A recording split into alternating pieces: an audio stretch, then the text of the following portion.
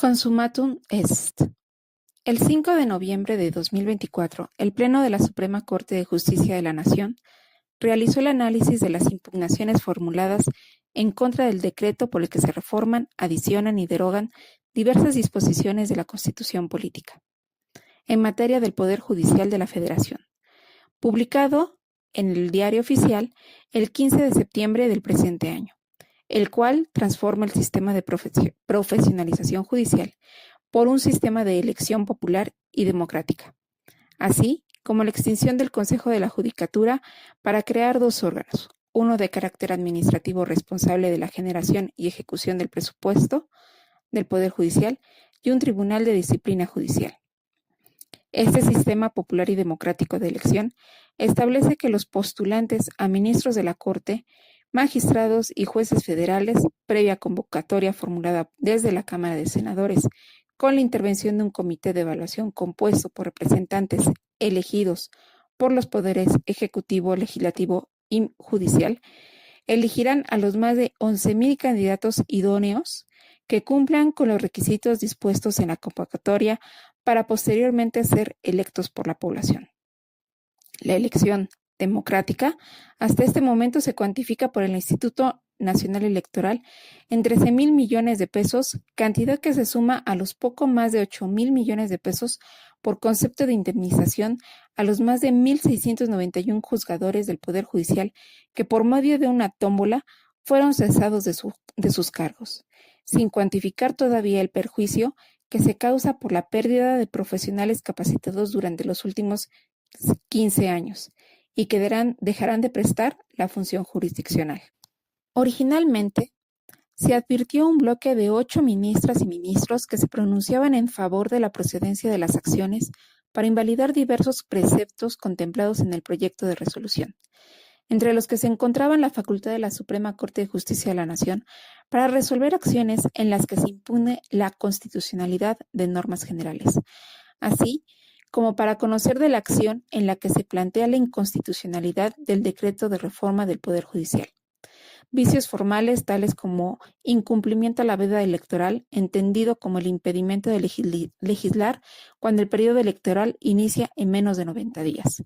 Situación que el Poder Legislativo exceptúa en el artículo 8º transitorio del mencionado decreto, que estableció un tiempo menor. La existencia de vicios formales durante el proceso legislativo al no asegurar el cumplimiento de 3 elementos esenciales que son la participación de todas las fuerzas políticas en condiciones de igualdad, la ampliación correcta de las reglas de votación y la publicidad del procedimiento previsto en el artículo 135 de la Constitución Federal, así como vicios sustantivos que incluyen el régimen aplicable a juezas y jueces de distrito y magistrados del Poder Judicial,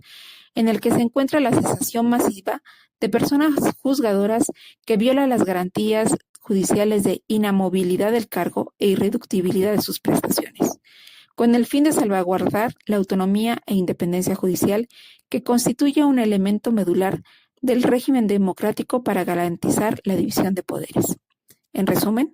el proyecto de sentencia identificaba que no existen las condiciones mínimas democráticas que permitieran una elección auténtica, dado que no existe certeza en el régimen de postulación de candidaturas y el sistema de listas masivas no permite la posibilidad de ejercer el voto libre e informado, ni de reflejar las preferencias electorales para un órgano jurisdiccional determinado, así como la violación a los principios de independencia y autonomía judicial, que se exige el cumplimiento del procedimiento normado en ley y con garantía de debido proceso antes de cesar a un juzgador federal.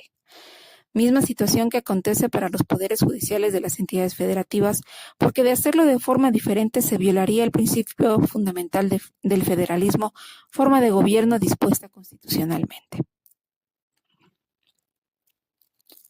No obstante, solo 7 ministras y ministros se pronunciaron en favor de la procedencia de las acciones analizadas y las consideraciones contenidas en el proyecto de resolución, mientras que 4 votaron en contra del proyecto que invalidaba parcialmente el decreto. Las razones en el caso de 3 ministras atendieron más a su identificación político-ideológicas que jurídicas, mientras que el 4º ministro constituyó un acto de congruencia con otras sentencias en las que él participó. Se terminó en las instancias nacionales la discusión sobre la constitucionalidad de la reforma judicial, no porque se haya avalado esta, sino más bien porque no existió el consenso de los magistrados de la Suprema Corte. El 12 de este mes y año se realizará audiencia pública en la Comisión Interamericana de Derechos Humanos en la que se analizará la reforma judicial. La acción fue promovida por la Asociación Nacional de Magistrados de Circuito y Jueces de Distrito del Poder Judicial de la Federación. En esta audiencia será la delegación de representantes de la asociación quienes podrán exponer de manera oral las razones por las que consideran que la multicitada reforma constituye un incumplimiento del Estado mexicano a la Convención Interamericana de Derechos Humanos. Lo anterior cobra relevancia porque el 23 de enero del 2023, la Corte Interamericana de Derechos Humanos notificó la sentencia en la que declaró la responsabilidad del Estado mexicano a formas de detención intrínsecamente violatorias a derechos humanos, condenando al Estado a reformar su normatividad para eliminar y modificar, respectivamente, dos formas de detención, el arraigo y la prisión preventiva. Contrario a lo que se podría considerar, el Poder Legislativo aprobó la iniciativa promovida desde el Poder Ejecutivo de reformar el artículo 19, segundo párrafo de la Constitución Federal, con el propósito de ampliar el catálogo de delitos en los que procede la prisión preventiva oficiosa y con esto se materializa un desacato a la sentencia de la Corte Interamericana. No será de extrañar que ante las eventuales resoluciones de la Comisión Interamericana de los Derechos Humanos y la Corte Interamericana, el Estado mexicano sea sentenciado por incumplimientos en materia de independencia judicial, acceso a la justicia y vigencia del Estado de Derecho. Y menos aún será de sorprendernos que, al igual que la condena por el caso de la prisión preventiva oficiosa, el Estado mexicano materialice un nuevo desacato, por decisión de los poderes ejecutivo y legislativo. Consumatum es que en México retrocedimos más de 50 años en materia de impartición de justicia, respeto y garantía de los derechos humanos, cuando los recursos públicos que serán dilapidados en elecciones a modo e indemnizaciones podrían haberse aplicado en la profesionalización, mejoramiento de la infraestructura y recursos de las fiscalías y del Poder Judicial,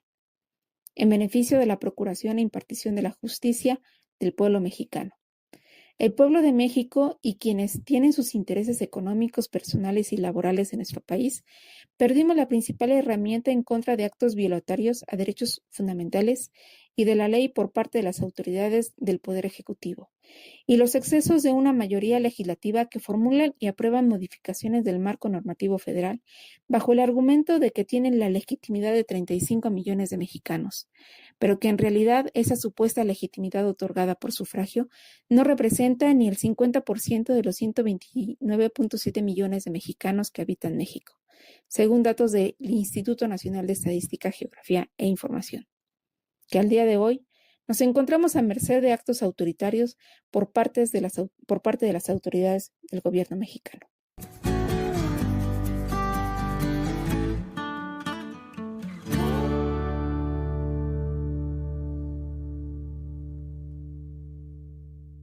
Recuerda que puedes escuchar esta y otras columnas de opinión en comentariodeldia.com, en las plataformas de Spotify, Apple Podcasts, Google o Amazon, y por supuesto no se te olvide seguir a